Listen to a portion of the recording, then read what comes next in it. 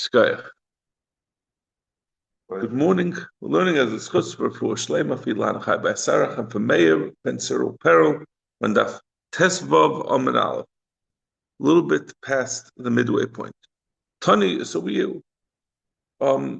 had discussed from the Mishnah the statement of the Mishnah that says that someone shechts on Shabbos. The shechita is kshera, and Rav Huna said b'shem Rav, but you can't eat it on Shabbos. So we've come to the conclusion that Rabbi Yehuda the Mavashal, right? This is Rabbi Yehuda. We had the three of Machlekes, Rabbi Meir, who was the most makel, then Rabbi Yehuda and Rabbi Yochanan Hassanla, about someone who cooks on Shabbos. So Rabbi Meir had said, you could eat it on Shabbos if it was b'shaygig, but b'mezid you can't eat it.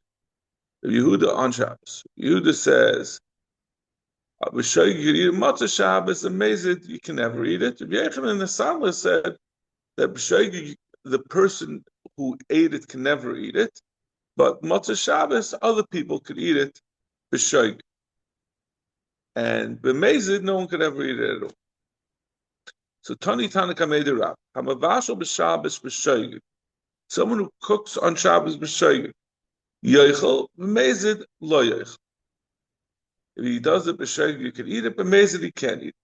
This is exactly the words of Rav Meir in that machlekes. Rav Meir, that was the first mandama. He says b'shaygig yoichel b'mezid lo yoichel. Umashtik le Rav. Rav quieted this Tana. Tani kamei Rav, which we're going to see. It means Rav was learning in his yeshiva, and one of the students, one of the Talmidim, said this Tana, said this memra, and Rav quieted him. Rav said, "Don't say that." My time in mashtikle. Why would Rav shush this student? Like Rabbi Yehuda, if it's because he holds like Rabbi Yehuda, the Tani Tanakh Meir, and this Talmud had said like Rabbi Meir, and Rav holds like Rabbi Yehuda, Mishum Desvir like Rabbi Yehuda, Amanda Tani Meir Mashnikle. That's not a reason to quiet someone. So the Talmud had heard a memra. Someone else had said that the halacha is like Rabbi Meir, and Rav held like Rabbi Yehuda. It's not a reason you could say I disagree with you. I have a different Messiah, I have a different svara, but it's not a reason to say you don't have a right to say it. Freedom of speech. It's a freedom of thought. You're allowed to have a different opinion or a different Messiah. And secondly, does Rav really hold like Rav Yehuda? Right? We had said that our Mishnah says that if you shecht on Shabbos, you can only eat it after Shabbos. Rav had said that Mishnah is going like Rabbi Yehuda. It doesn't mean necessarily that Rav holds the halacha is like Rabbi Yehuda.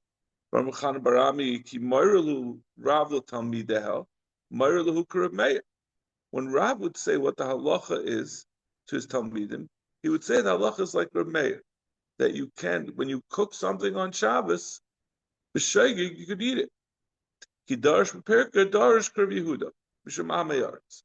But when he would say what the halacha is, when he give a drasha, he would give the Muhammadic shita, because he was worried about the Amaratzim. Let's see Rashi. No, it doesn't say. But when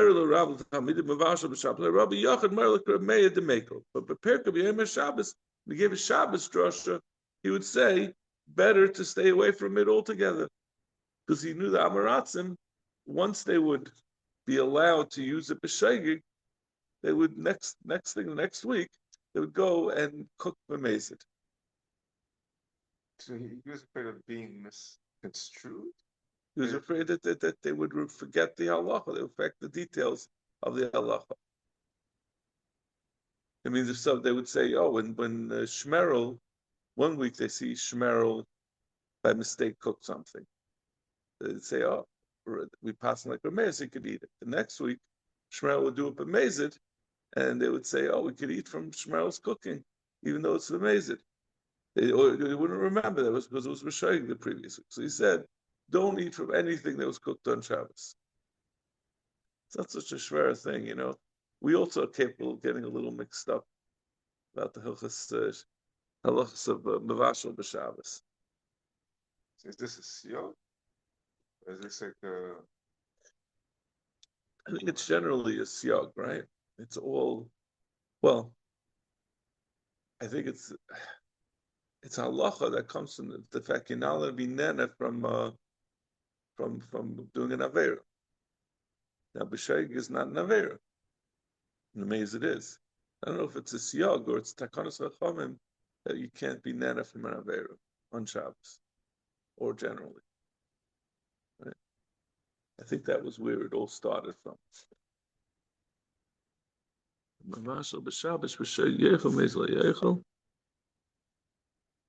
Let's see. Rashi yechlu atzah by b'yom ve'en tzarich lahamtin ad ha'erev b'chdei sheyasu da adam min ba'am la'erev b'chdei sheyasu lesser mei ala hecha da avad Yisrael yisur b'mei they could chiyuv d'loy nimtaya hanam yisura. There's an issur the Chum say. I think it's a midrabanan. Person's not allowed to have hana from an issur. I think that's a derabanan. Rabbanan Masakin, and for that, it's an out. I guess in the end, everything the Rabbanan comes down to siyog. If you follow the trail, eventually the Chamim. I mean, sometimes they have a zecher, but it's. I guess they say you can't have a hana from an isser because when you come to do this, you won't. It's to make it take away the incentive. So continues the Gemara. V'chitei matana b'pirkei. Tana. Kite matana b'perkei Tana kamei. And if you'll say the reason why Rav quieted him was because this Talmud was saying it on Shabbos. Rav was in the middle of giving his drasha, and this Talmud said the halacha is like Rameir, and we just said that he wouldn't publicize this psak. Like the Ma'atu Kuliyamul Latanat Tzaisa, La Mayra Tzaisi. Rashi says Latanat Tzaisi Klum Heim Matin Eisen Lishmain and Hamidim Yoshin Sham. Vishain Ish Mishnasei La'atzmai. Would anyone listen to a Talmud of Rav's when he's in the middle of giving his drasha? It's a guy in the back seat saying the halacha is really like a mayor. La Mayra Shi Aimid B'fnei Rab Mashmiel Rab Masher Roish Hadrasha Loichish Loi Olav Hayushain. They would only listen to the actual drasha. Right? They had like a human loudspeaker. Rav would whisper to the person who would yell it out, and then that guy would say it. Basically, everyone was listening to the drasha. They weren't listening to the backbenchers. They were saying that halacha is like a mayor. So why would Rav feel it necessary to shush him? Tana shoichet. So you have to say that this whole memra was misquoted. We said Tana Kamid Rav Hamavashal B'Shav B'Shav Yochel Mezlo Yochel. It's not talking about Mavashal. It's talking about Sheikh. Tana Kamid Rav Hasheikh B'Shav B'Shav Yochel Mezlo Yochel. We're talking about Shchita, and on Shchita, if you do it B'Shav, you could eat it, but Mezi you can't eat it. Amalei my daitach Kirameir. So what's your reason? Why do you think he said that the halacha is taka that when you shecht on Shabbos, you can eat it, but b'mezid you can't eat it on Shabbos. Ad kan l'kashar Remeir elam mivashal, the royal lochos. Remeir only allowed to eat if someone cooked b'shayig on Shabbos because of cooking, because it's not like we said. We moved on. We said that the machlekes of sheichet is because of the sheet of sheichet in our Mishnah comes from mavashal b'shavish b'sheik, which is a chiyuv of we're concerned, like we said, a siyag, a chamu misak, and you can't be nene from yahana that you have. It's not to do with muksa. But that's only true by mavashal, the royal lachos. Mavashal, you could eat it raw. You're able to eat at the beginning of Shabbos if something was not cooked. It's not, you have a piece of meat. You could slice it very thin. What do they call it? Carpaccio? Carpaccio? I think that's what they call it when it's like they slice raw meat very thin and they serve it to you. Something like that. So in any case, you're very skeptical.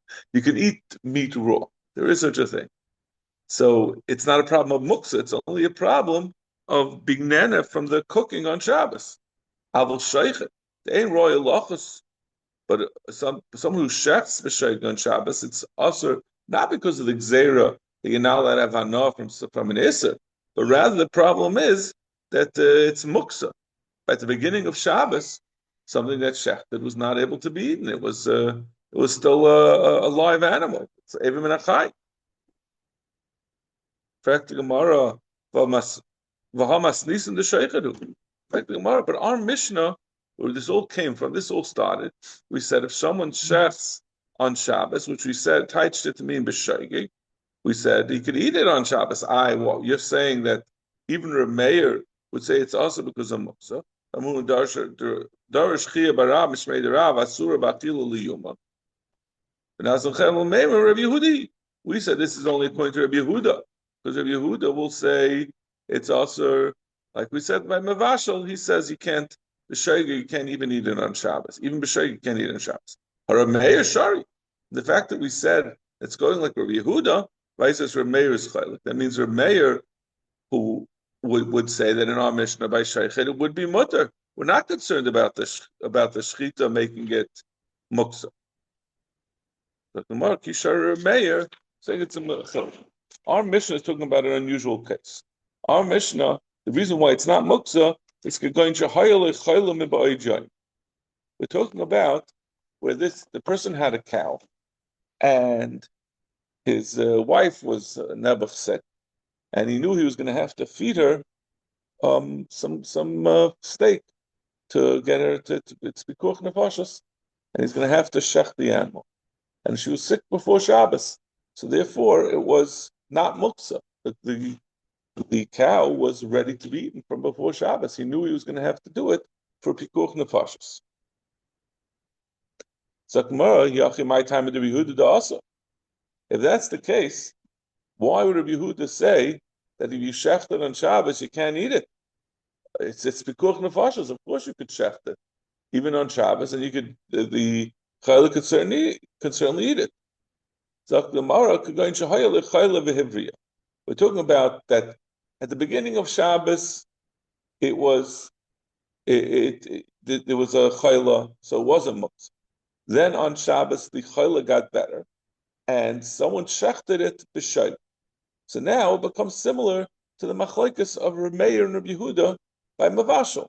We're no longer concerned about muktzah. Our concern is about the isser of being nana from someone being over an isser on Shabbos. So according to Reb Meir, if it's b'shayg, you could be nana from an isser that was done on Shabbos. B'shayg. According to Reb Yehuda, you can't. So that's why we said our Mishnah that says you can't eat it on that day is like Reb Yehuda, not like Reb Meir. Ki had amar Ravacha bar Ada amar Rav, v'amila amar Reb Yitzchak bar Ada amar Rav. Hashoichet l'chayla b'Shabbos asur. Someone who shechs for chayla on Shabbos is asur leveria. It's asur for a beria, someone who's healthy to eat from it. Now this case is talking about where the person became sick on Shabbos. So therefore, it's muktzah at the beginning of Shabbos, and obviously, if the person is sick on Shabbos, you could feed it to the sick person. That's nothing to talk about. When we talk about pikuach nefashos, everything, all considerations are out the window, except for the shalosh chamuras. But in this case, the person got sick on Shabbos, so a healthy person, according to everyone, is not going to be able to eat from it because it was muktzah at the beginning of Shabbos. So we say how hashayich l'chayla b'Shabbos also leberia hamavashal l'chayla b'Shabbos mutar leberia. But if you cook something on Shabbos for a chayla, even though the chayla became sick first on Shabbos, a healthy person can eat it. My time. Why is it that when you cook something for a sick person on Shabbos, why don't we say it's muksa and the healthy person can't eat from it? Because as far as the isra of being mavashal, it was never muksa because you could have eaten it on Shabbos without cooking it. So the meat was not muksa; it was just the problem. You're not allowed to cook it. from being nana, but since the person is sick, so that takes away the isser from being nana from isser. There's no isser in cooking from. But legabe shchita, it was not. You cannot eat ever menachai without shchita. So it was takamuksa before Shabbos. In this case, where the person became sick on Shabbos. Amar papa, mutter. Even though we just said that shchita is going to be aser because it was when you shecht for a sick person that became sick on Shabbos, that it's going to be the shchita is going to be aser and the bishul is going to be mutter for a barrier. The times when a sheikh is mutter, although we said that a sheikh is aser, that's only when he became sick on Shabbos, but he was sick before Shabbos and it was never muksa. Mavashal aser, and the times when cooking on Shabbos for a chayil is going to aser it for a barrier, going to cut a sloy dalas, where we're not talking about meat, which you could eat raw, but we're talking about where he cut a gourd off the tree and cooked it for the chayil. In that case, the bishul, the cooked gourd is going to be aser. It's not really because it was cooked. It's because it was muksa at the beginning of Shabbos. It was still attached, and you're not allowed to detach it on Shabbos.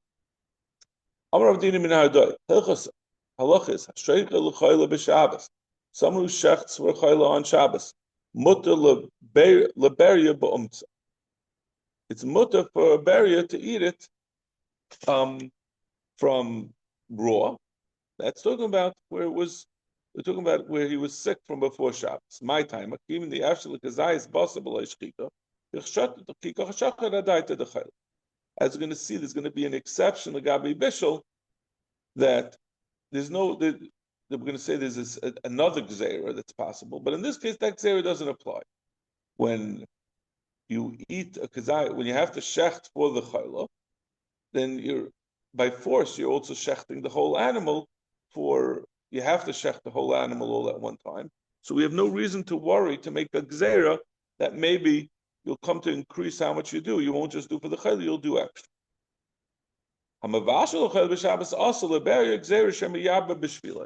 But cooking, even though we said that you can be mavashal, there's no problem of muksa, but there's a separate problem of mavashal.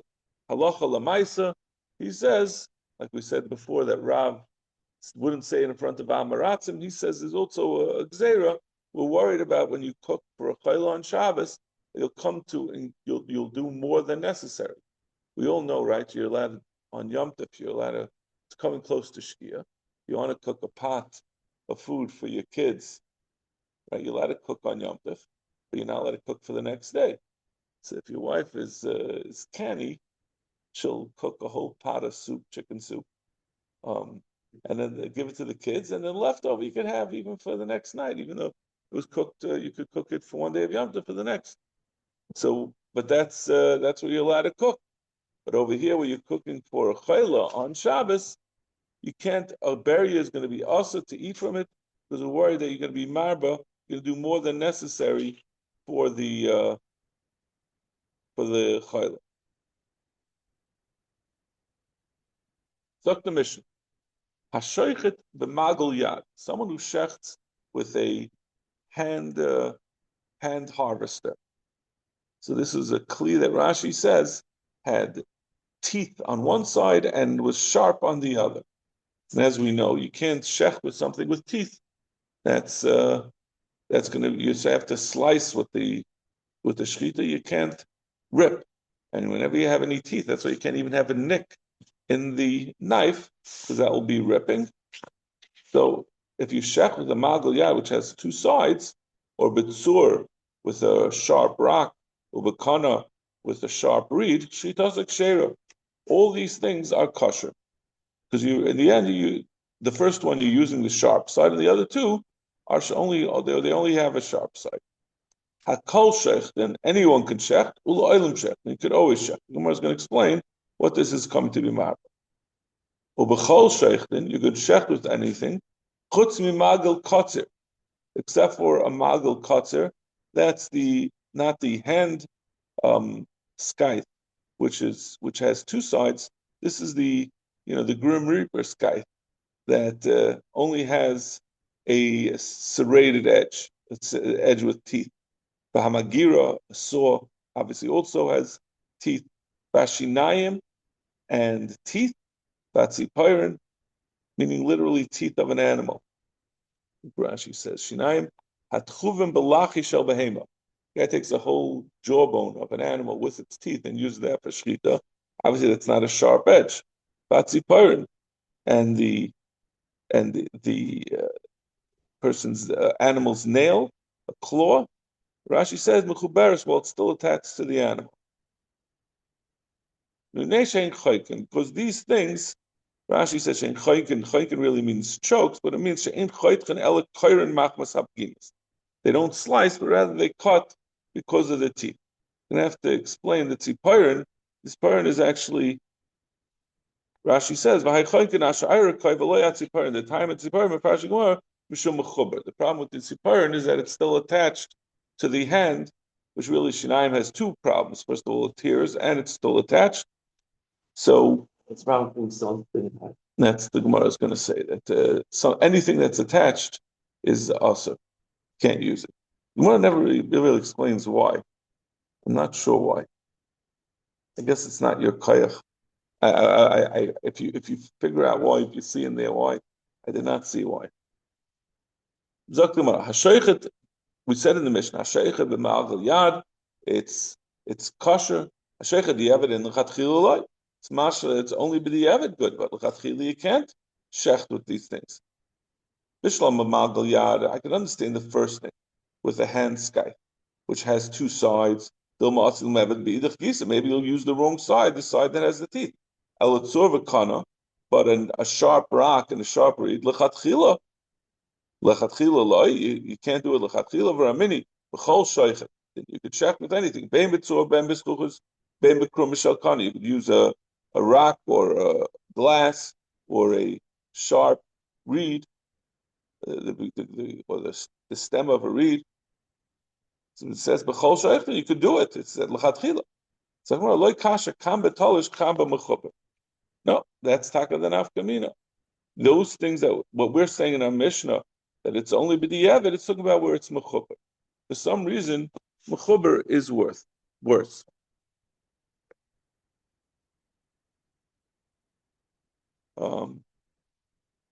Rashi doesn't say kam mechuber. Yeah. Zok the Gemara. The Amar of Kahana Sheikhet b'mechuber lekarka. If someone shechs with something that's attached to the ground, Rebbe Paisel Rav Chia Mashma.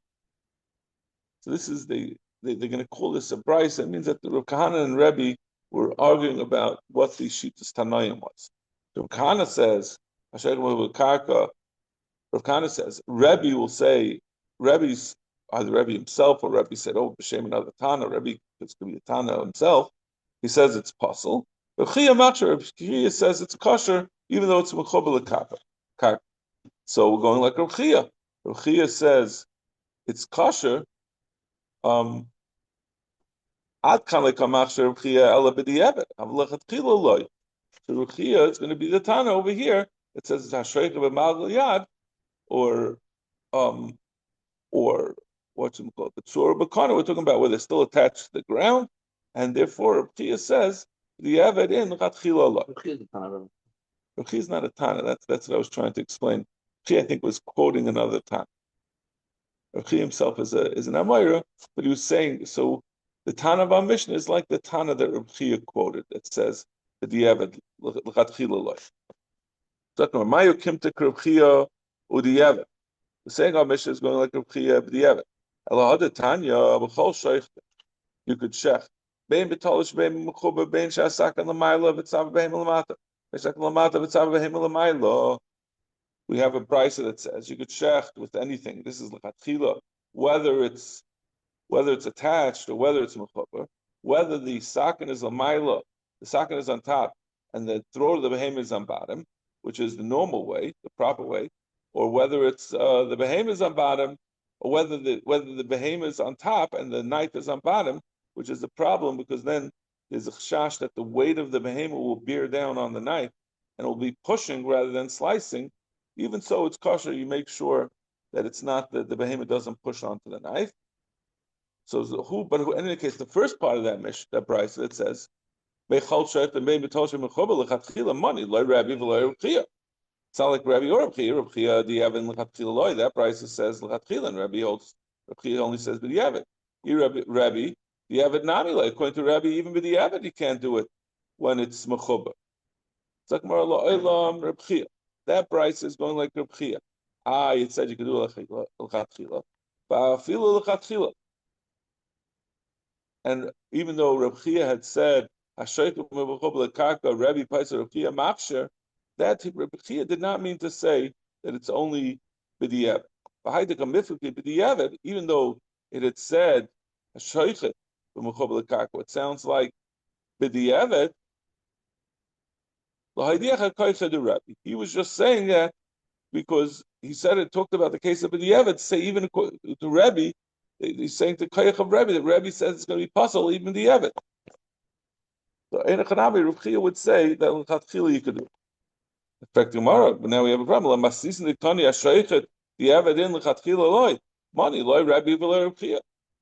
So you switched over Rabbi Chia to say Rabbi Chia is saying his din lechatchila, but the reason we got into this problem in the first place was to say who's the Tana of our Mishnah, where we say it's only b'diavad. So Rabbi says it's possible even b'diavad. Rabbi Chia says it's mutter even lechatchila. We have no one left as a Tana of our Mishnah. We're going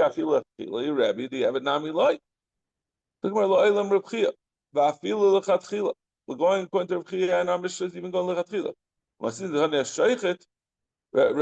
Chia holds afilu lechatchila. Masis niktani hashoichet Rabbi. Our Mishnah that says if you shecht it b'diavad it's good. It's going to Rabbi.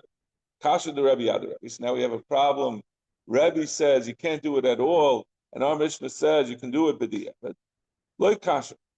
There's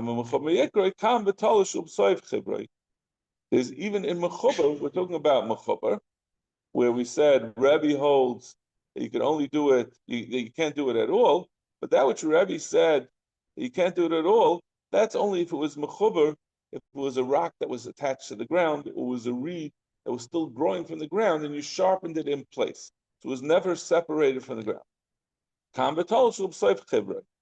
But where Rebbe would say you could do it b'diavad is if it was attached to the ground, detached, and then he attached it to the ground again. Where do we know that there is such a distinction between something that was always attached to the ground to something that was detached and then reattached? Someone who shechs with a machine, a wheel, so that he spins, he causes the wheel to spin with a knife attached to it. If it's attached to the ground, the shchita is kosher. Not sakem b'kaisel v'shachat. If he stuck a knife into the wall and then he put the animal on that knife, shchita is kshera. But if